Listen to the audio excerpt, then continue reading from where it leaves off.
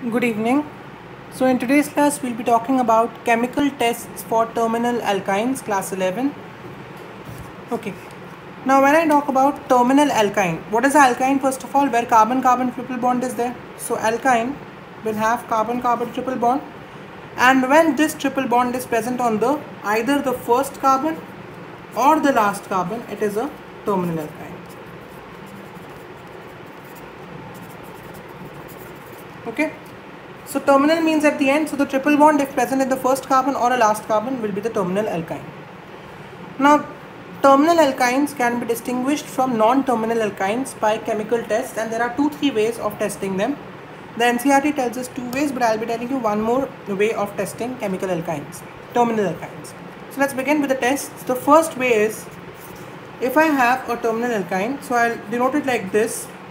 This is a bond line formula, okay, for some other carbon or some chain which is present there, and I have hydrogen here. To this, the first option is I pass sodium metal to this and I get this. If I get sodium metal, the sodium will replace the hydrogen and I'll get this sodium salt of the alkyne, okay, alkanite. It is called the alkanite.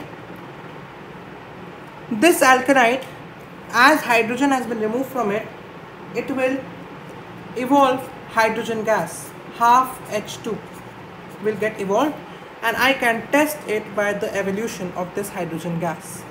Let's understand again. I have a terminal alkyne to which I add sodium metal, which will replace the hydrogen from the last carbon and will form a sodium salt of the terminal alkyne, which will evolve with hydrogen gas. Why have I written half? Because only one hydrogen has been liberated, 2 and 2 gets cancelled and it becomes one hydrogen in order to balance it. And evolution of hydrogen can be tested and becomes a chemical test.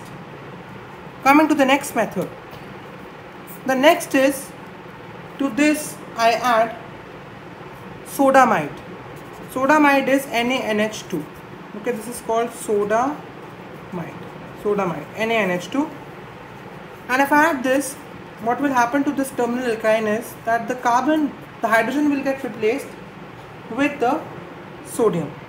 Again, the sodium salt will be formed. But what will be evolved is not hydrogen in this case, because in this case I have hydrogen here also, and here I have 2 hydrogens here and 1 hydrogen here. So it will form NH3, ammonia, okay, and ammonia gas will get evolved. How to test it? The ammonia gas has a smell. It has a specific smell is there of ammonia gas, which we can test. Okay. It has a bit foul smell, which we can test here. So understanding it again, I have the terminal alkyne and I have added sodamide, NaNH2 to it, and due to that reaction, again the sodium salt of the terminal alkyne has been formed, which is the Na salt, plus because NH2 is left here and 1 hydrogen, NH3, ammonia gets evolved with the specific smell, which we can test. Okay. The last method is, if I add ammonical. If I add ammonical, this is the name of a salt, ammonical copper chloride, Cu2Cl2, ammonical copper chloride. If I add, then the terminal alkyne, the hydrogen will get replaced by copper, okay, and it will form the chlorine which is there, the hydrogens which are remaining will form a PPT which is reddish in color. So this will occur with the formation of a red PPT. PPT is an insoluble substance and we can detect it easily. Okay, is that okay? Fine. There is another method as well, so I'll just tell you that also. To this terminal alkyne, if we add ammonical silver nitrate, AgNO3, we add silver nitrate, then again here silver salt will be obtained. From the nitrate the silver will go and the silver salt will get obtained, and the PPT which will be formed will be white in color, white PPT. Okay, again this white PPT is also insoluble and we can test it. Fine. Out of these methods, these 2 are the methods which are prescribed by the NCERT. Okay, these 2 are additional methods often used in competitive exams. So revising all the 4 methods once again, for testing a terminal alkyne, if I pass it through sodium, I'll get a sodium salt of the terminal alkyne with hydrogen evolving, and I can test the evolution of hydrogen gas.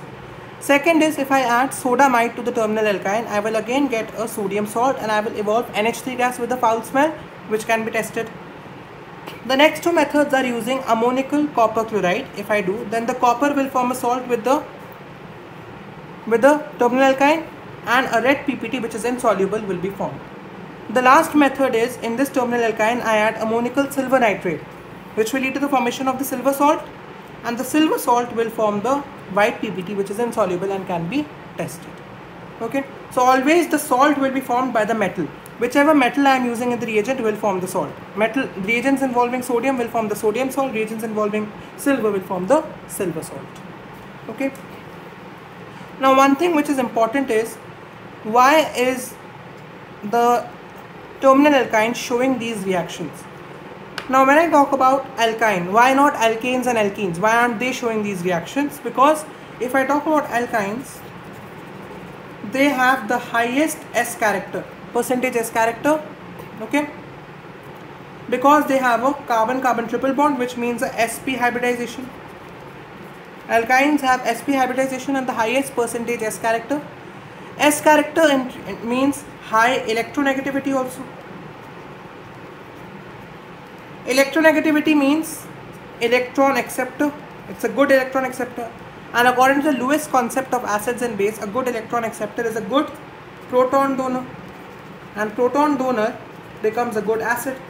So that's why terminal alkynes, because of their high electronegativity, so that they accept electrons, become good donors of protons due to the percentage S character. And because they become acidic, they react with these bases. These are all basic reagents, and they form the salt and evolve specific things which we can do the test. These are all basic reagents. Okay. So because of this, so we can conclude here, because of the acidity factor, alkynes give these tests but not alkanes and alkenes. Okay. Now what kind of questions I can be given from here? I can be given but2-ine and I can be given but3-ine. But2-ine is not terminal, but3-ine is terminal. So how to distinguish with them? In both we can pass any of the following, and the result will be obtained in but3-ine but not in but2-ine. Similarly, all the tests can be done. Or else we can be given a terminal alkyne and a alkane or a alkene. The alkane won't show these tests, the terminal alkyne will. Reason being, they are highly electronegative and highly acidic. That's why they react with these basic reagents very easily. Okay. So with this we close the class for test of terminal alkynes. I hope it is clear. Thank you. Please like, share and subscribe.